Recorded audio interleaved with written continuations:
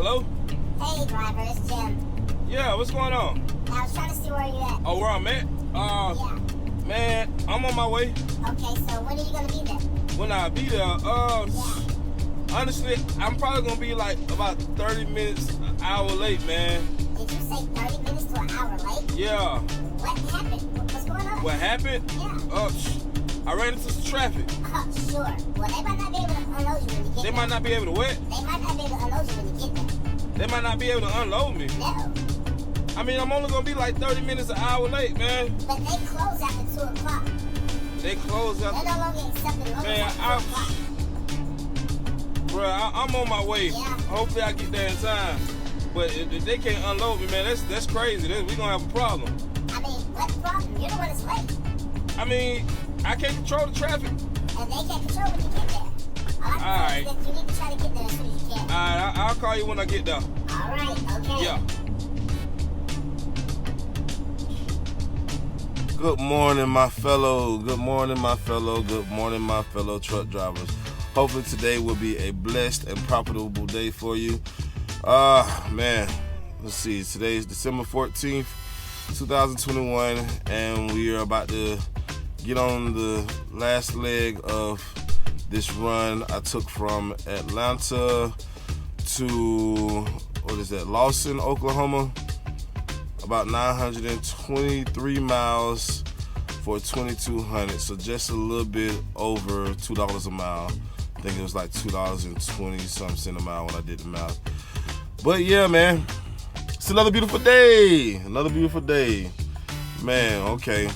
So, for those of you who do not know, I am Trucker Rick, and this is Big Truck Talk. On this episode, we're going to be talking about the 5 things I think cost a lot of drivers money when it comes to being out here on the road. Specifically, once you get into that lease purchase, lease operating, or owner operating realm, but it can still apply to a lot of company drivers as well. So, if you stick with me, we'll talk about it. So, as I always say, everyone's trucking journey is not the same, and some of the information that I'm going to give you is my own personal opinion from my experience of being out here on the road. And if the information applies to you, feel free to utilize it in helping with your trucking journey. If not, then leave some comments below and let me know what do you think might be more helpful when it comes to saving money out here on the road. So, with that being said, starting from number 5, the first thing that I'm going to say is time management, people. Time management. Look, I know the rule of thumb is go.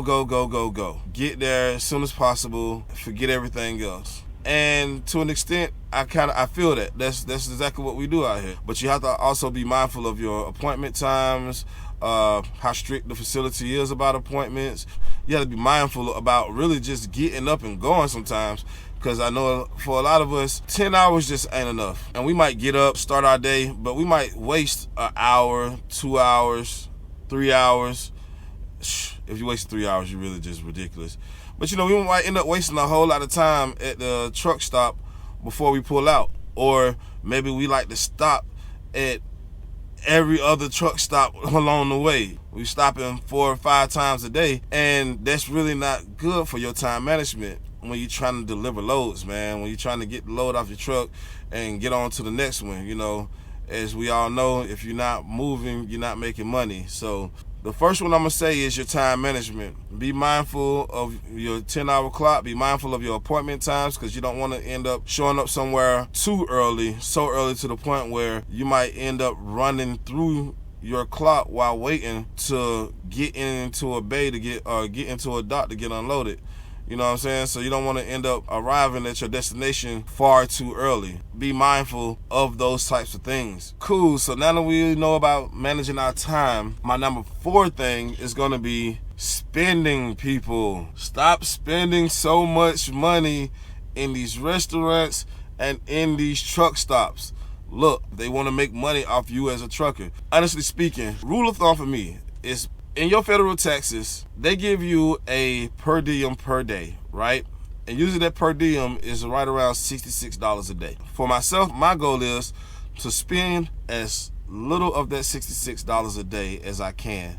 So if I can spend only $20 in a day, cool. If I can spend only $30 in a day, cool. You know what I mean? Be mindful of that, because you can easily spend $20+ in one stop going inside the truck stop. And a lot of us is making 3 stops at the truck stop a day. You know, we start our day at the truck stop, we take our 30 at the truck stop, and we shut down at the truck stop. And each time we go inside that truck stop, we end up spending some type of money when we go inside that truck stop. None of that stuff in there is priced for you to save money for real. Matter of fact, all of it is overpriced because you are simply a truck driver. I've been guilty of it. At many points, we just stop looking at the price tags. Once you start making a certain amount of money, you kind of get into a habit of not, like, you just like think to yourself, hey, I got it. I ain't worried about it. I got it. And they count on that because they know that you're not really going to look at that price tag. And when you're not looking at that price tag, they're hiking up that price like ridiculously high, and we spending it. So just be mindful that you are a cash cow to them, and don't let yourself be a cash cow. You get what I'm saying? All right. So on the next one, sorry, I had to go ahead and do my pre-trip real quick. But on my next point is going to be your maintenance. Doing your maintenance. Look, we all have maintenance. We all have to do it, right? We all have to pay for it. But what I will say is you can save a lot of money when it comes to maintenance. I know it's real easy to just, you know, hey, I'm going to pull my truck in. I'm going to go ahead and let somebody else do the job. But that's costing you money every time that you do that. Keeping tools in your truck where you can do small and basic maintenance is gonna help you make money in the long run. Small things like being able to put on your own mud flaps or changing out hoses when you need to, those types of things are gonna save you money. You better not pull into no repair shop talking about you just need to change a light bulb. Those types of little small things, they add up. I know you feel like you have the money to do it, but like, look, man, if you're out here to try to make money, you got to try to save money, and that's gonna be one of them things that's gonna be real important to you being able to save your money, man. That's just real. So speaking of maintenance, the very next thing that you could try to do to help you make more money or keep more money out here on this road is your fuel management. When I say fuel management, of course, I'm talking about, number one, your speeds. Just because you can do 75 don't mean you have to do 75, especially if you're looking at the what type of time you got until delivery. And then the second thing that you can do is something as simple as keeping your tires inflated to manufacturer specs. Like that, you will be surprised at how much of a difference that makes over time when you're riding down the road. Another thing you can do is, I know a lot of guys, they like to go full throttle. There's no other way to put it. In every gear that they in, they are going full throttle. They are climbing well above 1500 to switch to the next gear. And when you're doing that, you're killing your fuel economy, man. Look, it's going to take the same amount of power to get that truck going, no matter if you are pumping those cylinders full of fuel or just enough fuel. Try this. If you have a manual transmission, start off in second gear. Go full throttle. Count how much time it passes before you have to switch over to the next gear. Now, on the next try, when you come to a full stop, go half throttle. Count how much time passes before you have to go to the next gear. It's not that much of a difference between the time that you have to, especially in those lower gears from 1 through 5, it's not that much time in between your having to shift to the next gear. So like, just managing your fuel, man, managing your routes, knowing your routes, bringing your speed down. Look, I'm of the club where I pretty much set my cruise control at 68 all the time. Look, all in all, at the end of the day, I'm out here to make money, and if I can save money on fuel and still get to my destination in a timely manner by doing 68, then that's what I'm gonna do. It's just my suggestion on, like, if you really want to try to save some money and make more money, because I mean, honestly, 68 is a pretty decent number to ride at. You know, 68, 70, you still moving. You passing prime, I'll tell you that. You passing prime all day. Prime, CRST, Swift, you passing all them. You know what I mean? And if they can make money at doing 62, 63, trust me, you can make money doing 68.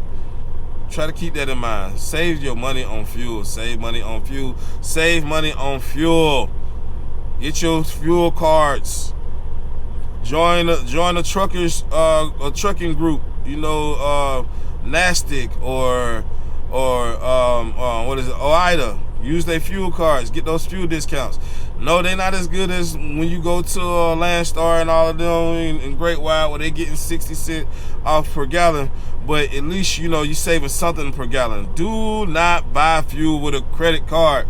Don't do that. Because if you're buying fuel with a credit card, number one, you're paying the higher pump price because they don't consider that same as cash. And then number two, you probably end up paying interest on that fuel. Why would you do that? You basically charging yourself a premium. If you don't want to join the Nastics or IDAs of the world, if anything, just go to TA, Petro, or Love's or Pilot. They all have their own fuel cards. They'll discount you about 12 cents per off the gallon. You know what I mean? But at least you're saving money. You know, don't pay the pump price and don't pay with credit cards. That's just crazy. So on the last one, or number one reason, it's gonna be your ability to build relationships, people, to work well with others and build relationships with people that are able to put you in a good position to make more money. And this one really applies across the board, whether you're a company driver, lease purchase, owner, operator. You have to be able to build relationships with people. You have to be able to say what you mean and mean what you say, and be able to be cordial, and to be able to suppress your anger in a way where you are still able to be firm but not rude. We all know stuff go wrong out here on the road. We all know it do. Sometimes, you know, you can point the finger at the person who booked the load. Sometimes it's the shipper's fault. Sometimes it might be your fault, but you just don't want to accept responsibility. But at the end of the day, right? Point blank period. That's just, that moment is a moment in time. It's the difference if that person that you're dealing with is constantly putting you in bad situations and you just feel like they don't know how to really do the job. All right, that's another thing. But even then, you don't have to go crazy on them. You don't have to spaz out on them, because you know what's gonna happen? If you are dealing with a brokerage and you spaz out on one of their agents, right? The agent gonna talk to the other agents and tell them, hey, yeah, this person's hard to work with. This person is hard to deal with. He's hard to please. You know what I mean? So they gonna already come into, when you start working with a different agent for that brokerage, they gonna already come into it with the notion that you are somebody that's difficult to work with, and that they ain't even gonna try hard to try to please you. You know what I'm saying? Or try to make sure that you're profitable and all that stuff, because you're just not gonna be happy. You know what I'm saying?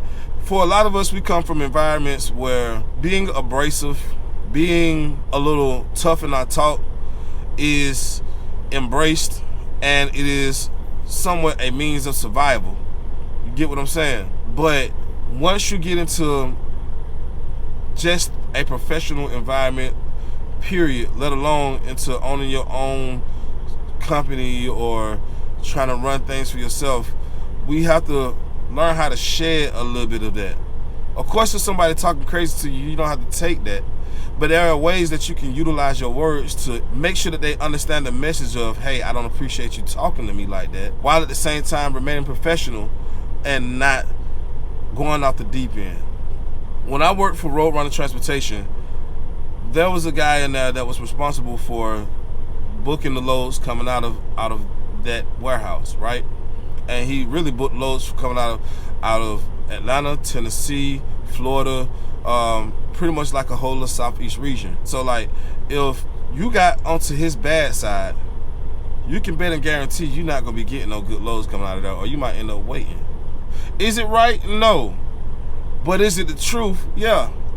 And once you know the truth about a situation, you gotta know how to handle those situations. Once you know the truth, whether it's right or wrong, you have to acclimate yourself to what the truth is and take it for face value and make it work for you. Find out what it is, what are the routes for you to be able to do something about it, and utilize those routes. Usually, almost every company has some type of system to handle complaints or issues with employees. Utilize those systems. So, with that being said, building relationships, keeping your hot temper in your pocket, that is one of the main things I know that costs people so much money out here on this road. So, as I like to end all of my videos, I would suggest that you go and do your own research and find out what works best for you. If you like the content that was in this video, feel free to click the like button and the subscribe button. And if you have any comments or any suggestions on videos that you would like for me to drop in the future, drop those down in the comment section and we'll talk about it.